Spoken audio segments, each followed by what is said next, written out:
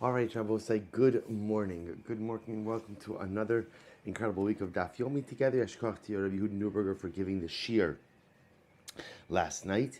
Today's Daf is Kuf Chof Aleph 121. And we are going to pick up on 121 Kuf Chof Aleph at the Mishnah. I want to begin by thanking our sponsors for this week's shiurim.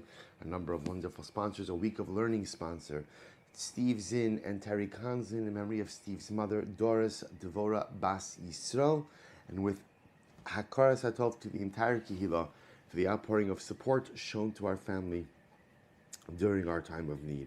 By a week of learning dedicated by Aaron and Alana Weinberg, with gratitude to Hashem for Yonatan Shai Weinberg's complete refuah 9 years ago. Dr. Gabriel and Florence Garel, in commemoration of the yahrzeit of Florence's mother, Esther Schwimmer, Esther Bas Avi Ezri Zelig Zichron Livracha, and by the Gayson family in memory of Dr. Alan Gayson, Elio ben Mordechai Mendel HaKohen, in commemoration of his first yahrzeit. We thank all of our members for their incredible generosity, their commitment to sponsoring and supporting Torah. And Rabbi, with that, let us begin. So today's daf is Kuf Chaf Aleph 121, and we are picking up in Meretz Hashem at the Mishnah. So writes the Mishnah, Nachri Sheba Lechabos. If a Gentile comes to extinguish a fire, suppose in the context, there is a fire that is raging in the house of a Jew, and a Gentile shows up to extinguish the fire. So what is the halacha? Ein omrim lo kaveh v'al techabe. I can't instruct him to extinguish it, but I also don't have to tell him not to extinguish it. Suppose it's a fascinating case. So the Nachri goes ahead and shows up at my home. Again, apparently in this particular situation, I didn't ask him, I didn't instruct him. He just sees the fire, he shows up, and so the Mishnah says, Halacha l'maisa, I can't instruct him to go ahead and put it out. Why not? So remember again, take a look at the Mishnah. The Mishnah says it's the first of the intermediate wide lines in Rashi. In Omrim lo kaveh, Rabbanan gazer ala amira l'nachri mishum Shabbos. What's very important? The halacha is, obviously, a Gentile is not obligated to keep Shabbos. Now, interestingly enough, not only is a Gentile not permitted to keep Shabbos, but he's actually not allowed to keep Shabbos. It's a different discussion. But Lemaisa, again, so on a biblical level, there is no problem with me instructing a non-Jew to perform malacha. They're on a biblical level, even without hinting nothing, straight out, I can instruct a Gentile to perform malacha on Shabbos. The Rabbanon, the rabbis came along and actually restricted this process al Shavuos. Shavuos means a category of things that Chazal legislated in order to maintain a sanctity, I'll call it an atmosphere of serenity, of rest for Shabbos. See, on a biblical level, technically speaking, you could have a lot of things going on Shabbos, and as long as you are not yourself doing it, it's not a problem. So on a biblical level, I can instruct my Gentile friend to run my business, to do this, to do that, to do a whole bunch of things, and technically I'm living within the letter of the law.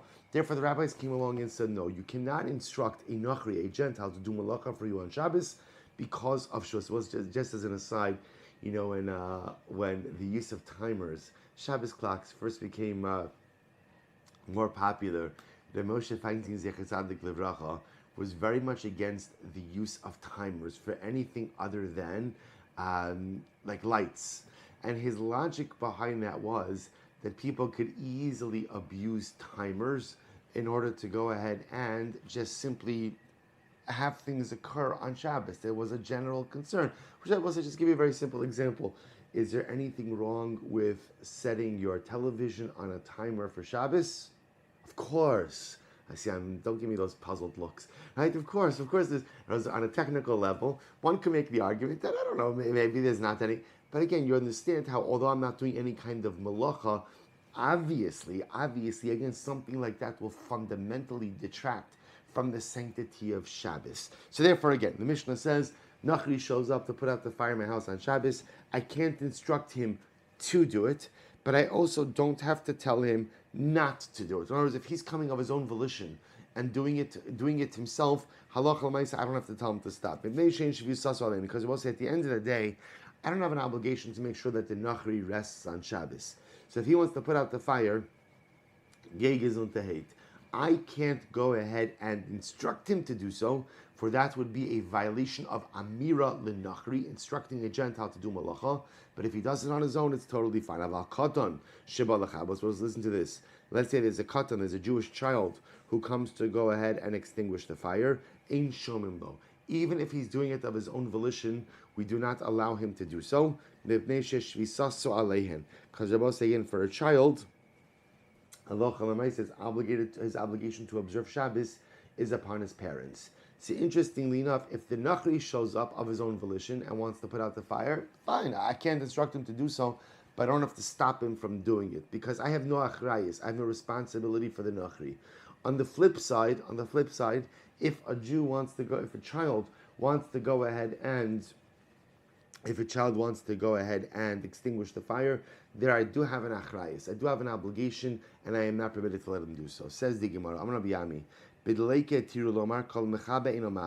very interesting. Rabbi Ami said, taking this a step further, where there is a fire that breaks out, so I am permitted to make an announcement. Whoever puts out this fire will not lose. Which Rabbi said is another way of saying, obviously I'm talking to a Gentile population, and the announcement I'm making is, whoever helps to put out this fire, I'm going to make it worth your while. Not on Shabbos, of course, but after Shabbos. So literally translated, whoever puts out this fire will not lose out. So the Gemara says, supposed to write that seems to support this. That if a Gentile comes to go ahead and extinguish the fire, we don't tell him to put it out or not to put it out. So this is very interesting. So therefore, I can't tell the Nachri to put it out, but I also don't have to tell him not to put it out. If he's doing it already, if he's doing it for himself, or he's doing it on his own, I shouldn't say for himself yet, he's doing it on his own, halacha l'maisa, I don't have to stop him. The Gemara says, Kavehu de lo amrin alei. I can't tell him to extinguish it. Ha kol mechabe ino mafsid amrin alei. But I will say what I can do is I can make an announcement. Whoever extinguishes this fire will not lose out. Ultimately, Shabbos say, what's the logic of this? Obviously, if I make that announcement, so of course, what am I doing? I'm incentivizing the Nachri to go ahead and put out the fire. So it's interesting. Am I asking the Gentiles straight out to put out the fire? No. I'm not telling you please put out the fire, but what I'm doing is I'm incentivizing. If you put out the fire, you won't lose. I'll make it worth your while. So why is that permitted? So if you look at Rashi says something over here, which is quite amazing. Rashi says, Hakom mechabe eno mafsid, v'nochri midaite didei avid sharia. Both say this is very interesting. Halacha l'maisa. When is Amira l'nachri? When is having a Gentile do malacha for you? When is it problematic? It's problematic when it's clear that the non-Jew is doing it for the Jew. However, if the non-Jew has his own motivations to do something for the Jew, but it has nothing to do really for the Jew, it has to do for the self-serving desires of the Nachri, then halacha l'mais, that's permitted on Shabbos. So where does this come up? Watch this. So if there's a fire going ahead and burning in my house, and I say, whoever goes ahead and puts out this fire will not lose, which is another way of saying, whoever does this, I'll take good care of them after Shabbos. So I'll say, when the Nachri comes to run to put out the fire, it's not the pshat that there's a spark of Avas Yisrael that's kindled inside of his heart. It says, the Jews, the Jewish people, the Amanivchar, if I have an opportunity to help a Jew, to help a Yid, how wonderful, Matovum Manoim, I'm fulfilling the Ratzon Hashem, the Tachlis Habriya.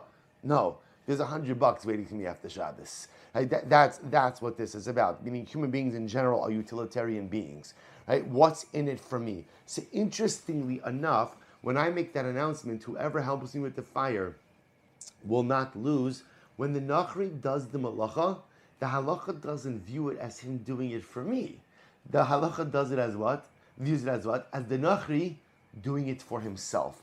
This is really quite a fascinating halacha.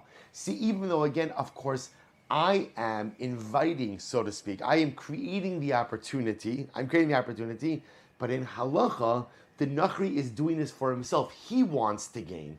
When is Amir al-Nachri aser? When it's clear that his motivations are to benefit me. So if the Gentiles' intentions are to benefit me, then it's aser. But if the Gentile's intention is to benefit himself, and I happen to be the beneficiary of his actions, ultimately, again, that will be permitted. So the Gemara says, if you look at the end of that brayso, so we don't have to say to the Nachri, don't put out the fire. The Gemara says, but yet,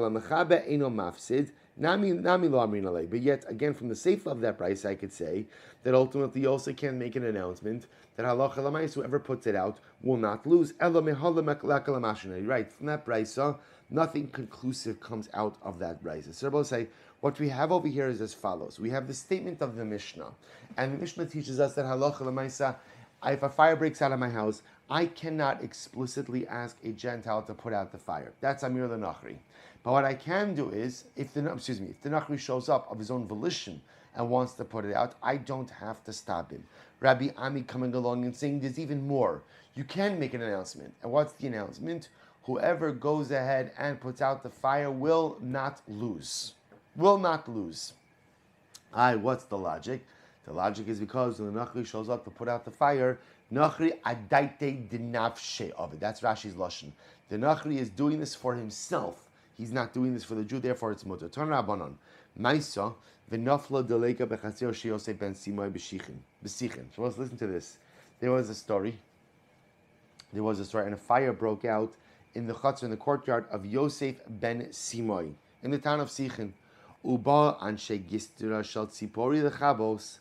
So what happened? The fire department, right? The fire department of Tzipori, the Gentile fire department, came to put out the fire. Now, say, just to be clear, so remember, Yosef ben Simoy did not call them. He did not call them. They just showed up to put out the fire. What a fire department. Mamish, what a fire department. They show up even without being called. Well, that's because Yosef ben Simoy was the king's treasurer. Right? There's always a Jew who's the treasurer, right? So what happened? So ultimately, again, so Yosef ben Simoy was the treasurer of the king. So he was chashiv. So when word got out that a fire started in his house, the fire department just quickly came. And again, he never called them, never asked. So what happens? V'lo hinichan mipnei kavod Shabbos. So Yosef ben Simoy did not allow the fire department to put out the fire. Interesting. Didn't allow the fire department to put out the fire. Why? Als kavod Shabbos. V'nas and a miracle occurred. V'yardu gishamim v'kibu. And the miracle occurred, and it rained, and the rain extinguished the fire. Le'erev, on Matzei Shabbos, shiger l'chol echad mehen shtei siloim. So Yosef ben Simoy sent each of the firefighters to Siloim, ula'afar chosheban chamishin. And ultimately, again, to the battalion commander, to the fire commander, he sent 50 Siloim. Ukishashamu chachamim bedavar, when the chachamim heard what Yosef ben Simoy said, Amru lo hayat tzarich lekach. Yosef ben Simoy did not need to do this. Why not? Shar shaninu nachri sheba lechabos ein omrim lo kaveh va'al techabe. Because it will say, we learned in the Mishnah that what? That if a fire breaks out in a Jew's home, as much as the Jew can't go ahead and extinguish it himself or explicitly instruct the nachri to do so, if the nachri shows up of his own volition and puts it out, the Jew need not tell him to stop. So we'll say, so Yosef ben Simoy, very nice that he got a miracle, but Lamaisa the Rabbanan said he didn't have to do what he did. He could have allowed them to put out the fire, since indeed they came with their own volition. We'll say not only that, but Bepashas, even in this case, remember again, since he is the treasurer of the king, what they were doing ultimately again was a service to the king as well. So one can make the argument that this wasn't even for Yosef ben Simoy, but nevertheless, Yosef ben Simoy did not allow them to go ahead and put out the fire. Now, I'll share with you something interesting. The Marsha comments on this, and the Marsha writes over here as follows. He says, so why didn't Yosef ben Simoy, why didn't he let them go ahead and put, so the Mishnah says, the Gemara says, Nipnei kavod Shabbos. But what does that mean? That's not the halacha. So listen to this. So the Marsha writes, Lo amar mishum iser Shabbos, efshar du gam yada deleka iser kidemasik, dein solam tchaba, el mishum kavod Shabbos ba'alma hichmir al atzmo, ukadei shelo yichashduhu shu amar lekaveh. So the Marsha says that for whatever the reason, Yosef ben Simoy felt that people might not understand, and that they might think, people who saw this might think, that he explicitly instructed the firefighters to come and to put out the fire. That was his concern, that people seeing this. That's why it says Mishum Kavod Shabbos, right? We'll say it's not the pshat that he knew that it was absolutely permitted to allow the firefighters to put out the fire on Shabbos. After all, again, remember, he didn't ask them, he didn't instruct them, they came of their own volition, and they're working for themselves. But because of Kavod Shabbos, apparently for whatever the reason, Yosef ben Simoy was afraid that people might not realize the circumstances, and they might assume that he explicitly asked the firefighters to put out the fire, and therefore, again, he said no thank you, and Baruch Hashem was saved by a miracle. So remember again, the Gemara said that halacha l'maisa, all of this is with an ochri, but if a child, right, a katan, a Jewish child begins to put out the fire, we have to tell him to stop. Shames mina, what do you see from here? Katan ochel nevelus, bezdin mitzuvan alav lahafrisha. What you see from here is something very important. That even though a child is not obligated to keep halacha, but if we see a child doing something wrong, so for example, let's say you see a child eating nevelus, you see a child eating something not kosher, literally it means Beis Din is obligated to intervene. Now, by the way, Beis Din doesn't just mean Beis Din. Beis Din also means the parents. That you see it, say, because on one end you can say, look, the kid, it doesn't have an obligation, right? Before bar bas mitzvah, or even before that, before the age of chinuch, so a child doesn't have any halachic obligations. So let them do whatever they want. So you see from here, I will say that's what? That Allah Lamaisa, that parents, Beis Din, are obligated to prevent a child from performing an Isser. Because look at this case. The fire breaks out in the house. The kid, on his own accord, wants to go and put out the fire. What does the Mishnah say? You can't let him do so. Can't let him do so. To which the Gemara says, Rabbi Yochanan, Bekatana osila das aviv. No. What's the case over here? The case in the Mishnah Abosai is where a katan, the child, is acting on the volition of his father. Or acting on the cue of his father. What does it mean? Look at Rashi. Second wide line in Rashi. Rashi says, Al das aviv. Rashi says, Bekatan sheyada lahafkin shakivu izen noach li aviv va'oseh b'shvilo. So we'll say, what's the case in the Mishnah? Where the katan, although he is a katan, is astute enough to know that his father wants him to put out the fire. He sees how, I should say differently, he sees how distressed his father is about the fire.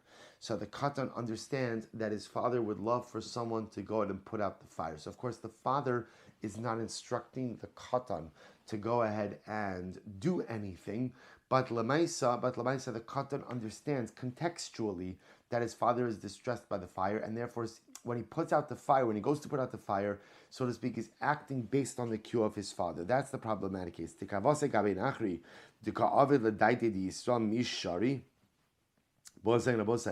We would assume, remember, the Mishnah quotes two cases. One of a katan, one of a nachri. Right? So the nachri, as long as he's not explicitly asked by the Jew to put out the fire, it's okay. Yet the katan, even if he's not explicitly asked to put out the fire, if he does so, it's usher. Why? Because we assume that when the katan is acting, the katan knows that his father wants the fire put out. Therefore, again, it's considered as if he's acting on behalf of his father. But one second, the nachri also knows that the Jew wants the fire put out in his house. So why don't we view it as if the nachri is also acting on behalf of the Jew? To which the Masabos says a very profound statement, nachri ledaite de nafshe avid. Ultimately, and because we assume that when a Gentile acts, a Gentile ultimately again is acting for his own interests. What does this mean? Look at Rashi. Nachri adaite de nafshe avid. Vafilu yodea shenoach lo liyisrael hu la'anos atzmo miskaven sheyodea shelo yafsid. See, Rabbi say this is really quite fascinating. At the end of the day, in Chazal's logic, we assume that when people do things, very rarely do you find a purely altruistic act, right? Rabbi say this is why we say even in halacha, right? Even what's the only chesed shel emes? The only chesed shel emes is the chesed you do for the dead. Right? Why is that? Because there's no possibility of repayment, which tells you that Chazal understood that in general, even in Chesed, you never really have a purely altruistic act, because when I do something nice for someone, there's always something that could come from that, and maybe even have an expectation. So amazing enough, the Gemara says like this: when the Nachri goes ahead and shows up, right? He sees the Jew's house on fire. The Jew did not ask him to put it out. The Nachri comes, he puts it out on his own volition. So you say, isn't he acting on behalf of the Jew? He sees the Jew is sitting there distressed, crying, mamish, upset. To which the Gemara says, no. The Nachri, when he extinguishes without being asked, he's not doing it to benefit the Jew. He's doing it to benefit himself. He's doing it to benefit himself. He recognizes that if he does this, there may very well be some type of real payout for this. Therefore, again, as long as the Nachri is not instructed by the Jew, even though it's clear that the Jew is happy and wants the Nachri to do this, and the Nachri knows that the Jew is happy and wants him to do it, we view it as if the Nachri is acting based on his own self-interest and not the interest of the Jew. I just want to point out, this is not like a Jew, non-Jew distinction. Right? This is just a human being distinction. That when people do things ultimately, again, to benefit themselves. So we'll say, so what comes out of this sugya is something very interesting. Number one, you can't explicitly instruct a Nachri to put out the fire on Shabbos, because that's Amira the Nachri. And even though instructing a Gentile to do something for you on Shabbos is biblically permitted, the rabbi stepped in and said you can't do it because of Shavuos. We want to maintain an atmosphere of serenity, of rest. You can't instruct non-Jews to do malacha. However, if the non-Jew shows up on his own volition and puts out the fire, you do not have to tell him to stop. But it's clear that he's acting on my behalf. I didn't ask him to do it. And like the Gemara just said, halacha lamaisa, we assume that when the Nachri puts it out, he puts it out for his own self-interest, because he knows most probably the Jew is going to pay him, or the Jew is going to do him a favor, or the Jew is going to have incredible gratitude towards him. But there's a benefit for him. Rabbi Ami comes along and says, not only that, but you can make an announcement that says, whoever puts out the fire will not lose out. Which also says another way of saying, whoever puts out the fire is going to get a nice matana, and I'm not talking about 2 times chai. This is going to be something significant for the Nachri who does it. Rabbi Ami says such a statement will be permitted as both say. So what's the halacha? So obviously, as you already know, these halachas are going to change based on the way we build our houses as well. But listen to this. Listen to this halacha. So this is Sif Chaf Hey. Shulchan Aruch writes as follows. Eino Yehudi. This is in Siman Shin Lamed Daled. Sif Chaf Hey. Sifim Chaf Hey and Chavav. Eino Yehudi sheba lechabos. Ein tzarich limchos biyado. If a non-Jew shows up to put out your fire, you do not have to go ahead and object to him doing so. Aval katan sheba lechabos. But if a Jewish child, comes to extinguish the fire, tzarich limchos biyado. There, ultimately, again, you must go ahead and object. Now, the Mishnah Berurah says, why is it you don't have to object when the non-Jew comes along? Because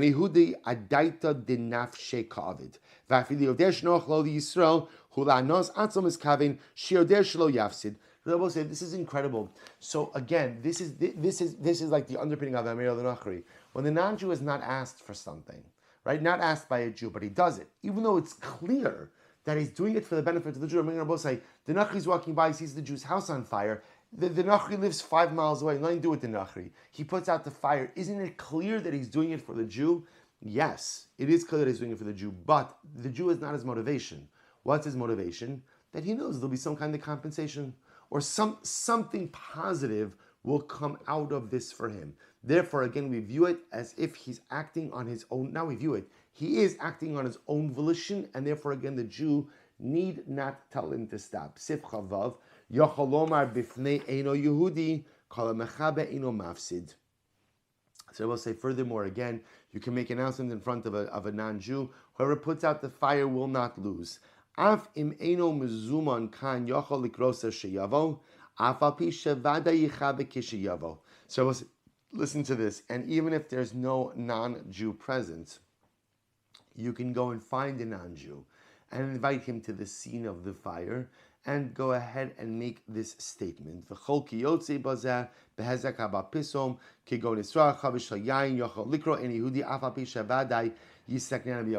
actually very interesting. This is another halacha.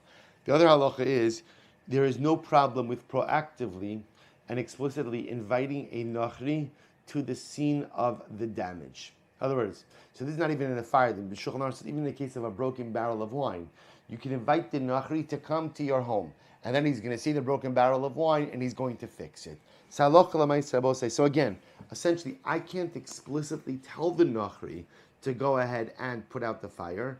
What I can do is, if he comes on his own volition, I don't have to tell him to stop. And not only that, I can make an announcement. Whoever helps out here will not lose. Now it's interesting, the Ramah, we're not going to do this whole thing, but the Ramah says, V'chaladinim haniskar b'dini hadlaka, hani mili biyamehem. So the Ramah points out by all of these halachos with fires, that was in the times of the Gemara. Aval bizman shanu shruyin bein enam Yehudim, kasu harishonu v'achronim zal, shemuter lechavos deleka b'shabes mishum diyesh ba sakanas nefashas. V'azoriz, harei ze meshubach. So the Ramah says today that we live amongst Gentiles, right? Which also means that we live in much more compacted areas, right? So this idea of the fire, see, to us this sounds like crazy, that you have a fire in your house and you're not going to put it out. So remember, it sounds crazy to us because we have electricity, we have gas lines, we have neighbors. I mean, I shouldn't say it in that order. We have neighbors, we have electricity, we have gas lines, right? So to us, the notion of having a fire rage in your house and just save, Mazan Gimel Su'udos or some articles of clothing sounds crazy. But if you could imagine a house in times of the Gemara, in the middle of nowhere, no neighbors, no gas lines, no electricity, okay, so then you're looking at a purely financial loss. The Ramah says that today, and remember again, the Ramah is writing in the 1600s in Krakow, and if you've ever been to Krakow, you could see a lot of how they lived even back then as well. People were living very close, right? Krakow is a city. People were living very close to each other. Fire breaks out in Ruvain's home. It doesn't just impact Ruvain, it impacts everyone.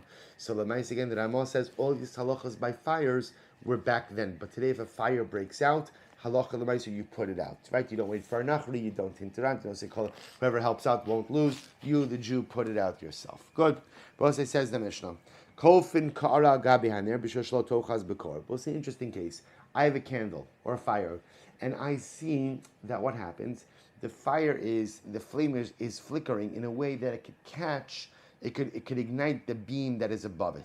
So what could I do on Shabbos? I could take a bowl and put it over the fire. Now Rashi points out, you can't do it in a way that halacha l'maisa will deprive the ner of oxygen, thereby automatically going in and extinguishing the ner. But what you can do is just kind of put a utensil over the fire to prevent it from catching on the beam above. Rashi says over here, agabi aner, ubivat shelo yichabe, you can't extinguish the ner.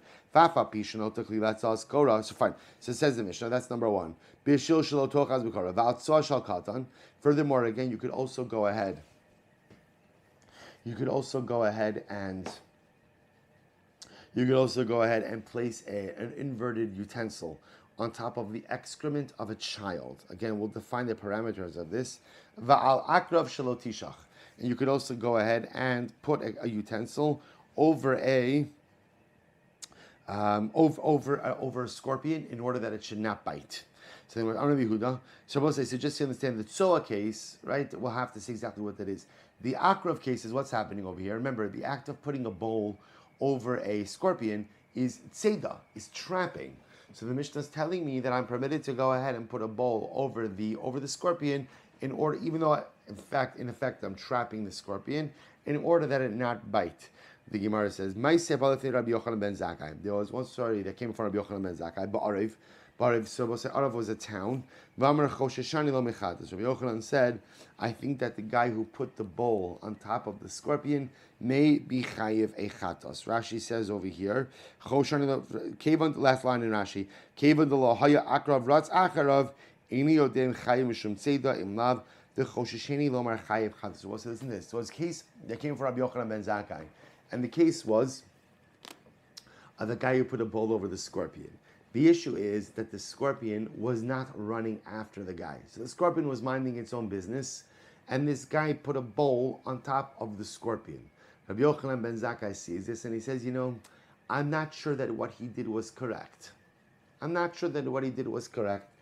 therefore, again, Rabbi Yochanan ben Zakkai says, I think that might have been an act of seder, of trapping, and he may be chayiv v'chatas. Okay, so we'll see the parameters of this thing. Says the Gemara, Rav Yehuda. So listen, it's actually a fascinating story. Rav Yehuda v'Rav Yirmiyah bar Abba v'Rav Chanan bar Rava iklu lebei Rav Avin demin Neshika or Neshikia. So what happened? So these rabbis, Rav Yehuda, Rav Yirmiyah, and Rav Chanan, went to the house of Avin. Now watch this. Rav Yehuda v'Rab Yirmiyah bar Abba Aisu Amud Beis Aisu le Puryasa. So we'll say so. Avin brought out couches. He brought out couches for Rav Yehuda and Rav Yirmiyah, but Rav Chanan bar Rava lo Aisu le. But he did not bring out a couch. Avin did not bring out a couch for Rav Chanan bar Rava. Why not? Apparently, Avin did not think that Rav Chanan was such a Talmud Chacham. He didn't think that it was a Talmud Chacham, and he said you could just sit on the ground. So we'll say this is actually a very dramatic story. Right? So Avin is going ahead. We'll say incredible, right? Yeah. So Avin brings out couches ultimately again for Rav Yehuda and Rav Yirmiyah. Doesn't bring out a couch ultimately again for Rav Chanan. Thinking Rav Chanan is not such a great Talmud Chacham, let him sit on the ground. I also just want to point out, Avin's intention was not to slight Rav Chanan. This, again, remember, there was a different level of kavod that was accorded to a Talmud Chacham than that which was accorded to a non-Talmud Chacham. So Talmidei Chachamim get the couches, and the guy who's just a regular guy, he could sit on the ground. So what happens? Ashkichei masni lebrei. So we'll say, so Rav Chanan, who was sitting on the ground, overheard Avin teaching the following to his son. V'altzoa shel katan mipnei katan. That halacha l'maisa you could place a utensil on top of the excrement of a child in order to prevent the child from touching the excrement. Amar lei. So Rav Chanan heard this and he said, Avin shatya masni shtusa libnei. Avin the fool teaches foolish mishnayos to his son. Which is another way. So obviously Rav Chanan was a bit offended over the fact that he did not get a couch and that he was looked down upon by Avin as being a non-Talmud Chacham. So when he hears Avin teaching his son, Rav Chanan says, you think you know who's a Talmud Chacham, who's not a Talmud Chacham? You're a fool, and you're teaching your child foolish Torah. Why? Valohi atzma muchenes leklavim. Remember again, the tzoa, the excrement of children, was often eaten by dogs. I guess, okay, I'll take the Gemara's word for it. Right, so we'll say, ultimately must be something different kinds of excrement. So dogs apparently will often eat the excrement of children. Maybe you'll say, well, the excrement was not prepared from before Shabbos, and therefore maybe it's moktzah. Vatanya, we learned, Naharos hamosh chinu ma'ayonos hanovin harihin kiragle kol adam. So we'll see actually a very interesting halacha, that in general, if you were to draw water from a river, or from a spring on Shabbos, we'll say the water that you're taking on Shabbos was not there on Erev Shabbos, right? Because let's say, for example, a river flows, even a spring flows. So the water that you're taking on Shabbos wasn't necessarily there on Erev Shabbos, but we assume that what? Harihin kiragle kolagim. They're like the feet of the person who draws them, which also is another way of saying that halacha l'maisa a person has in mind that if they're going to go ahead and draw water on Shabbos, that the water that's there is the water that's muchan. Therefore, again, I will say the same way it is normal for children to excrete, and therefore, again, it's understandable that their excrement will be usable by dogs on Shabbos. Ve'ela heichi isniye. So Ravin said to Rav Chanan, so now how should I teach the Mishnah? Ema bi'altsoa shel tarnegolim mipnei katan. What the Mishnah means is like this: if you have excrement from a chicken, halacha l'maisa, you are permitted to go ahead and place a bowl over that, utensil over that, in order to keep children from playing with the excrement. I will say the goal is a very simple one.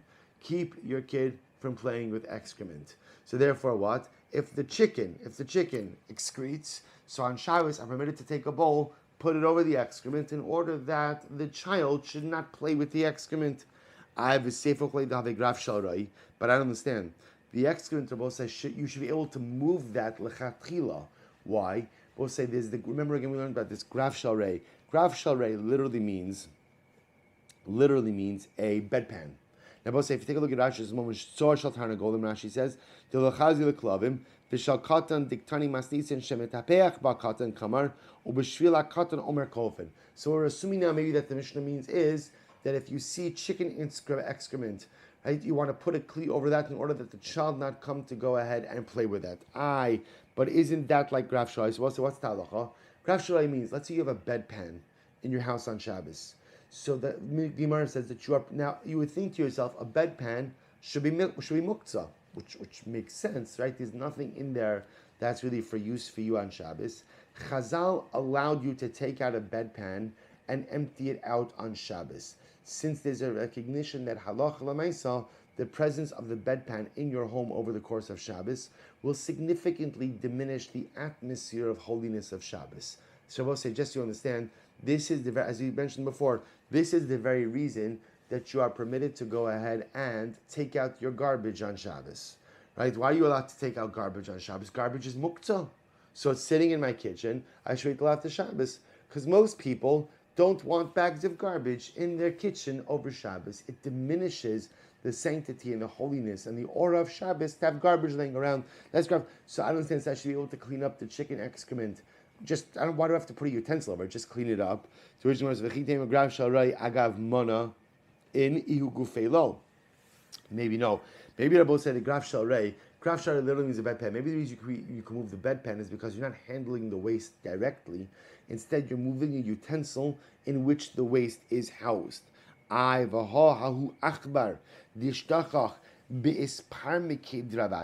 there was the case of the dead mouse that was found in the spices of Ravashi. And he said to his attendants,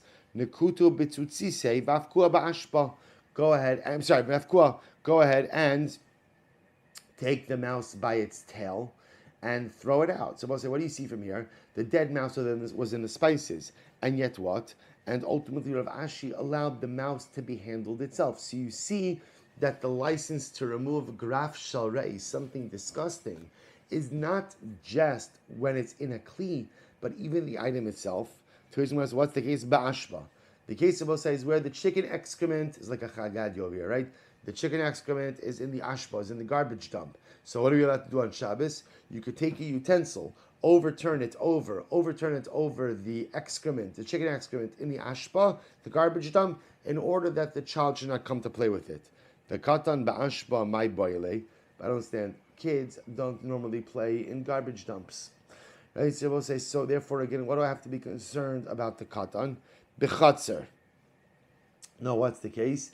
The case is where the chicken excrement is in the chutzner, is in the courtyard. So because it's in the courtyard, that's the concern that maybe the child will go ahead and come to play with it, and therefore Allah Chalamai, so we could put the utensil over the excrement.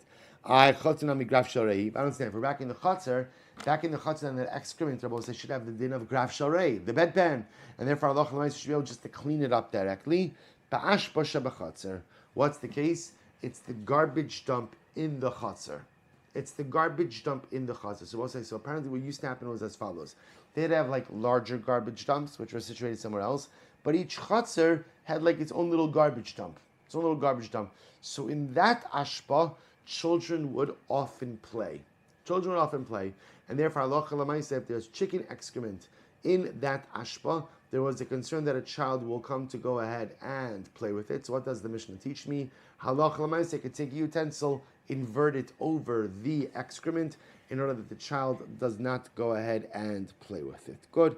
Val akrav shelo tishach. So what's an interesting Gemara? So remember again, the Mishnah said, I could also take a utensil. Now both say, I just want to point out, in the excrement case, what's unique about this is as follows. That essentially you're moving a utensil for a non-necessary item, or for a muktzah item.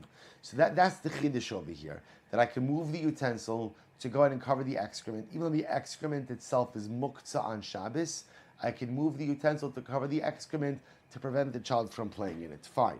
Next piece in the Mishnah was, you can go ahead and trap a scorpion underneath a bowl in order that the scorpion doesn't bite anyone. So now the stakes over here are much higher, right? Why? Because the act of going ahead and putting a bowl on top of the scorpion is mamishwat, the malach of tzeda. This is the malach of trapping. Yet the Mishnah says that it is permitted. I'm Rabbi Shua ben Levi. Listen to this. Kolamazikin neheragin b'Shabbos. Most Rabbi Shua ben Levi has a very broad statement, and he says that halacha l'maisa, any animal that has the ability to go ahead and hurt someone, right? Kolam mazik can be killed on Shabbos. I will say now, it sounds like what he's saying is can be proactively killed on Shabbos. Look at Rashi just a moment. Ne'aragin b'Shabbos, v'kasanka da'itchol afilu ein ratzin acharov, Umishum desfila kirab shimon the malacha shetzich al gufa midrabanan dasur v'achol gazos. What it sounds like Rabbi Yeshua is saying is like this: that halacha lemaisa, any animal, right, that has the capacity to harm a human being on Shabbos, even if it's not actively engaged in trying to harm the human being on Shabbos, can be killed on Shabbos. Really quite amazing. So Rashi says the logic by this seems to be that Rabbi Yeshua and Levi will hold like Rabbi Shimon. Rabbi Shimon holds that a malacha shenetzricha legufa, right, a malacha done not for its intended purpose, is only asher midrabanan, and the Rabbanon lifted that restriction in cases where there's the potential for harm. So if I will say, Rabbi Yeshua Levi literally says, you can go out on Shabbos, look for stuff to kill, if it's the type of item that can normally go ahead and harm a person. So even if the animal is not posing a direct threat to you, you could still go ahead and kill it on Shabbos. Master Yossi says, really? Chamish? Yeah, we learned the following.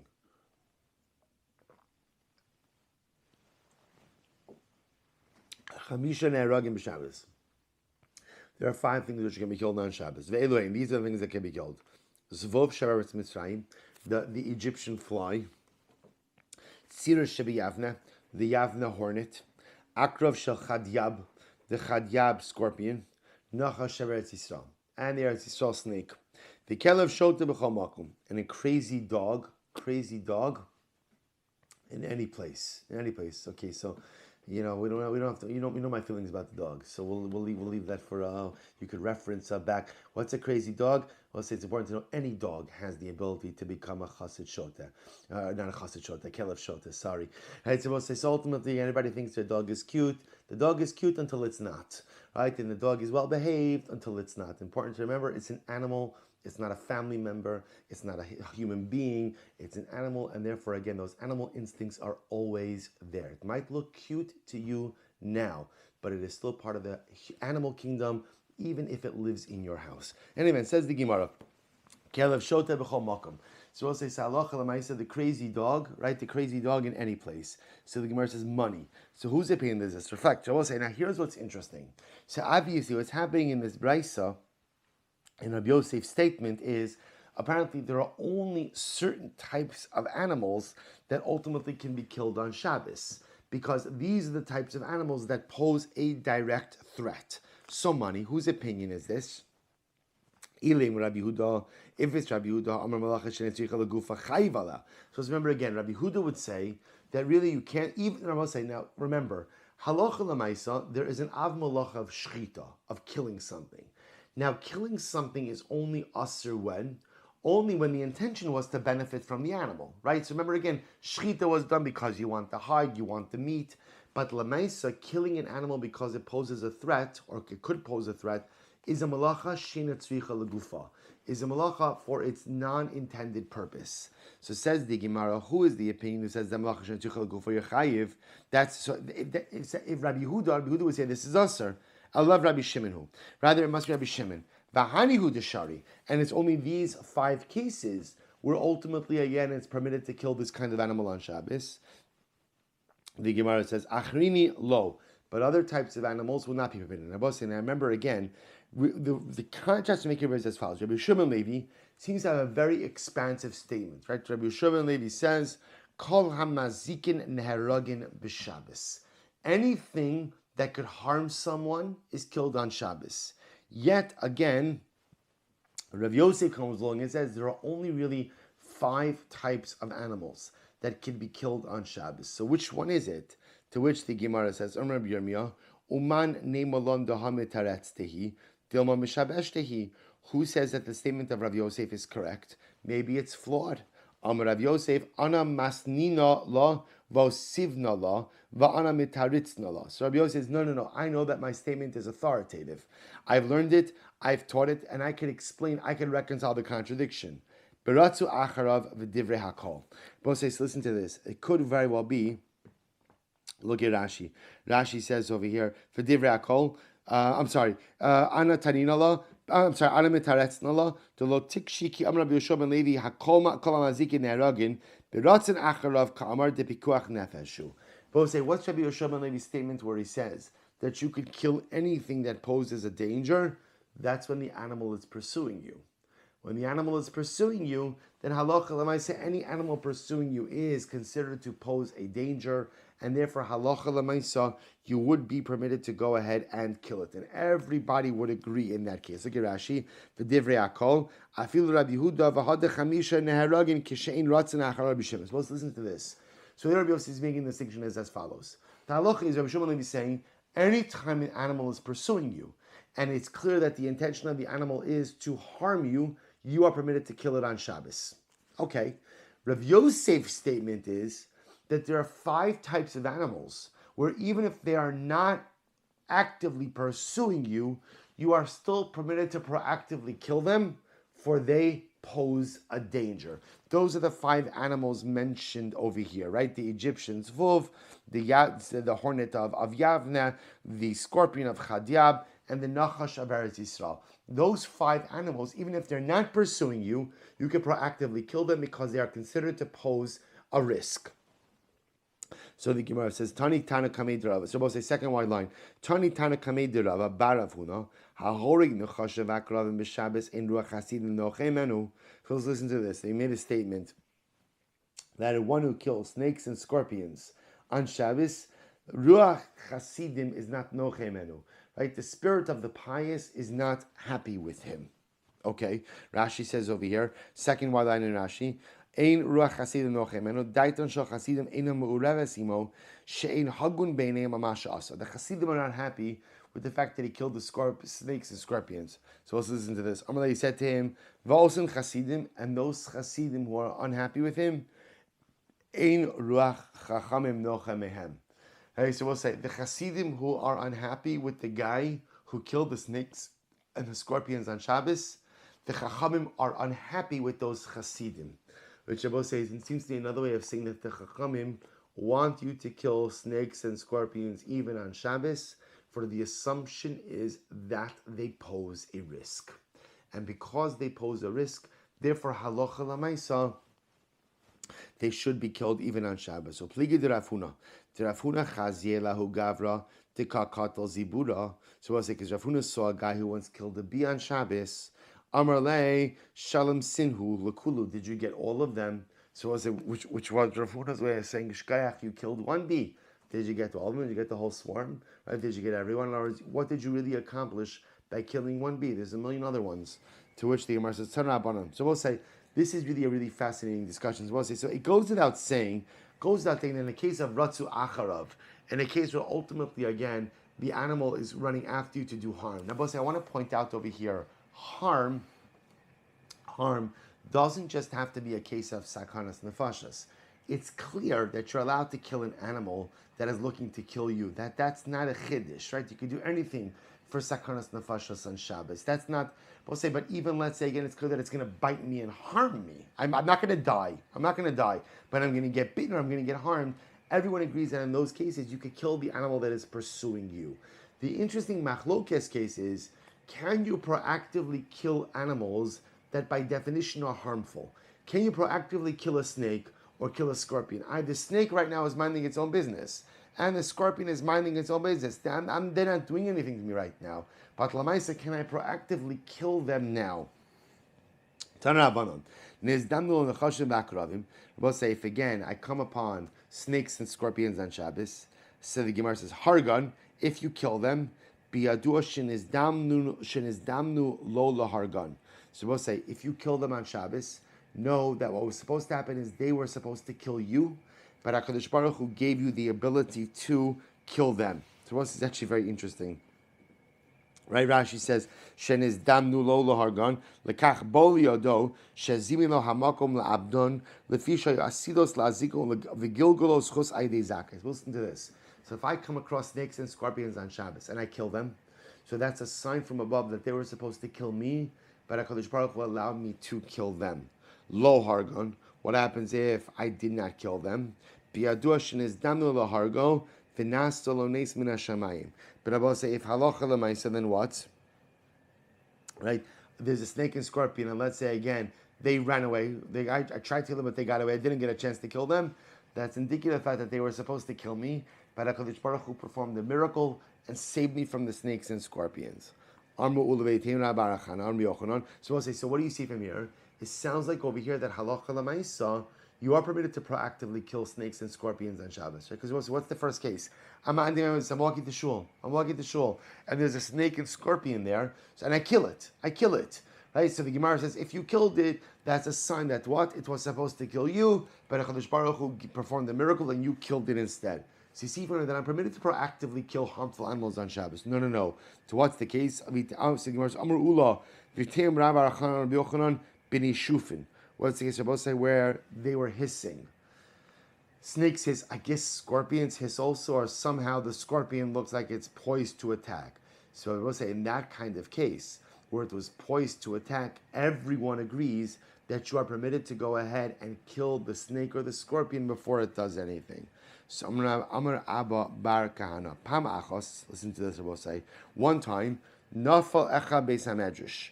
One time a snake fell into this. Supposedly what it sounds like is like a snake was in the rafters, and fell onto the floor of the Beis Medrash. Poisonous snake. Va'amad nivusi echad v'hargo, and a nivusi will say nivusi was a place, right? And nivusi echad got up and killed the snake. Amar Rabbi paga bo kiyotzebo, someone just like the snake killed it. So iboilahu, what does that mean? Paga bo kiyotzebo, the shapir avad olo. So we'll say, so the shaila was, when Rebbe said that, was that a compliment or not? Was Rebbe saying that someone as vicious, as strong as the snake killed the snake, or someone like a snake killed the snake? In other words, was he complimenting the nevute, the guy who killed it, or not? So Tashma, Rabbi Abba, Rabbi Chebar Abba, Rabbi Zera, Havu Yasvi Akila Drabyanai. So we'll say ultimately again what happened. Rabbi Abba, Rabbi Chia, Rabbi Abba, Rabbi Chia Bar Abba, and Rabbi Zera were sitting on the porch of Rabbi Yanai. What happens? Nafak Milsam Ebinaihu. They started talking about halacha, and they started dealing with the following case.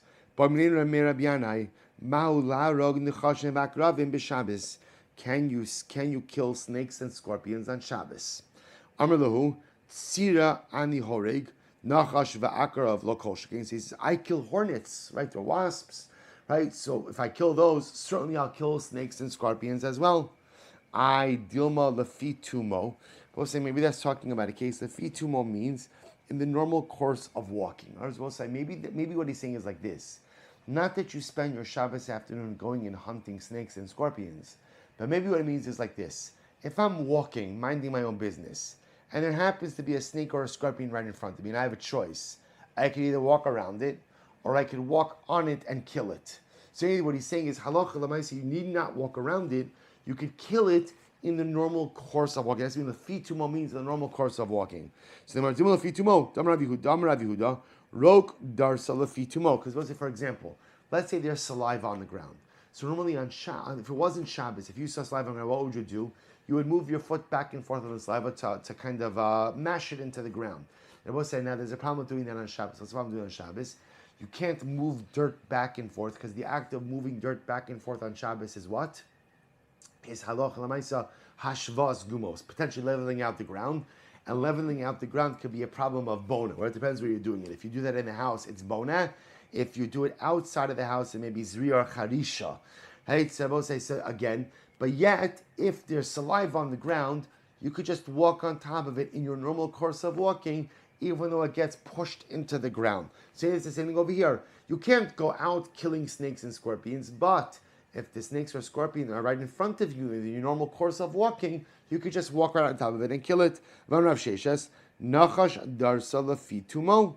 V'amrav kitina akrav darsa lefitumo. So I will say, because after all, we know that it appears that everyone agrees that halacha l'maisa, if there's a snake or scorpion right in front of you, and just in your normal course of walking, you could step on it and kill it, that is permitted. So I will say, interestingly enough, everyone seems to agree with that. So you don't have to sidestep the snake or the scorpion in order to go ahead and avoid killing them if they don't pose a risk to you. But even if halacha l'maisa, they don't pose an active risk right now, if you could kill them in your normal course of walking, that is permitted. That is permitted. Now we'll say what I don't know is what. So we'll say, here's what I know. What I know is that halacha l'maisa, obviously if the snake or scorpion or any other animal for that matter poses a risk, I could kill it. That I know, halacha l'maisa.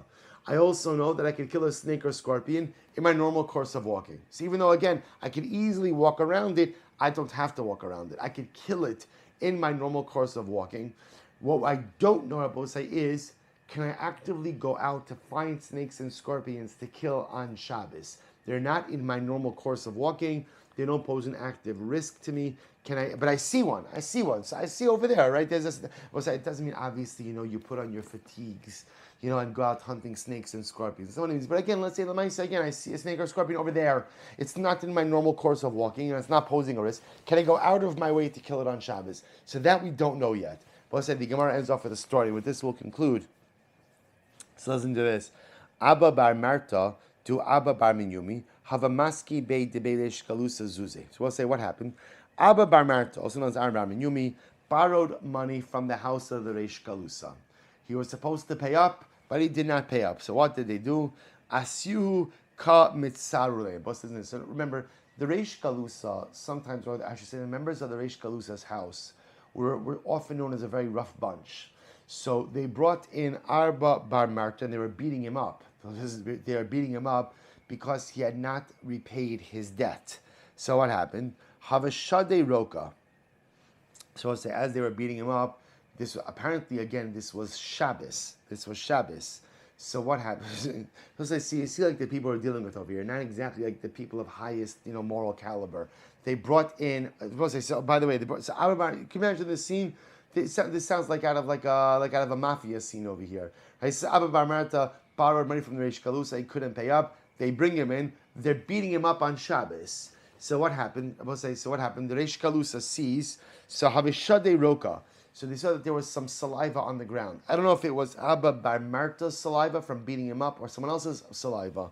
So Amru Reish Galusa, Aisu mana sachifu eluya. So Reish Galusa said, listen, do me a favor. So apparently the Reish Galusa was present for the beating. So the Reish Galusa says, listen, there's some saliva over there. Bring a kli, put it on top of the saliva. I don't want to look at the saliva over Shabbos. So I say, isn't this incredible? So I want to point out that, remember, the Reish Galusa said, because remember, the saliva is muktzah, so you can't get rid of it. You also can't mash it into the ground, because that could be a problem of binyan, of leveling out the ground. So the Reish Galusa says, bring a kli to go ahead and cover up the saliva. So you'll say to yourself, Reish Galusa, you're beating up a Jew on Shabbos. To get your money from your loan. And yet, again, you're makbid on the halachas of muktzah.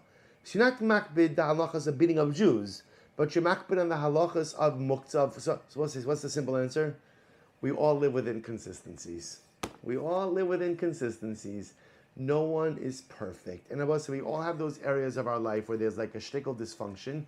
But again, the beautiful part is life is not an all or nothing. So it's true, the Reish Galusa beats up Jews to get his money back, but he's very makbid on muktzah.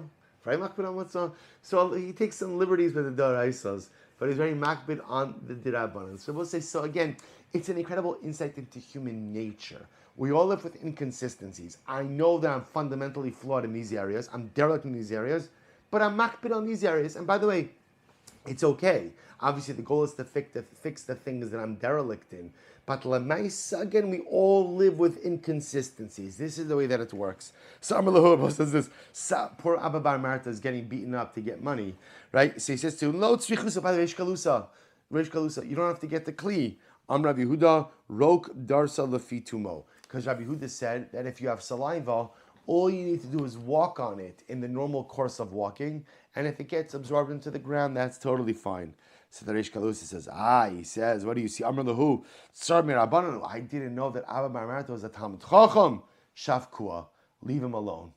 So I stopped beating him up. He stopped beating him up because he was a Talmud Chacham. So I'll say, so again, many things to learn from this story.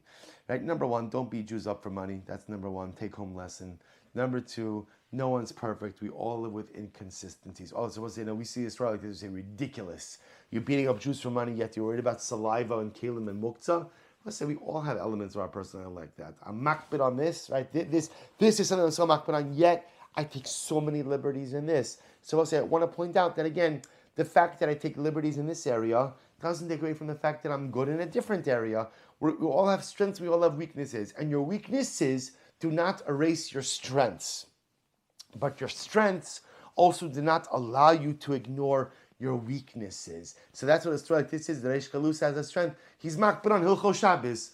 He's just not makbid in Hilchos beating up Jews for money. Okay, but Lamaisa, his hakpad in Hilchos Shabbos is not eroded by his lack of hakpada in taking care of Jews. I'll say, but again, we also see from here that halacha Lamaisa, apparently as much as you can't go ahead and rub saliva into the ground on Shabbos, because it could be a violation of malacha of binyan, you can go ahead and halacha lemaisa, you can go ahead and walk on it, what we call the feet tumor, the normal course of walking.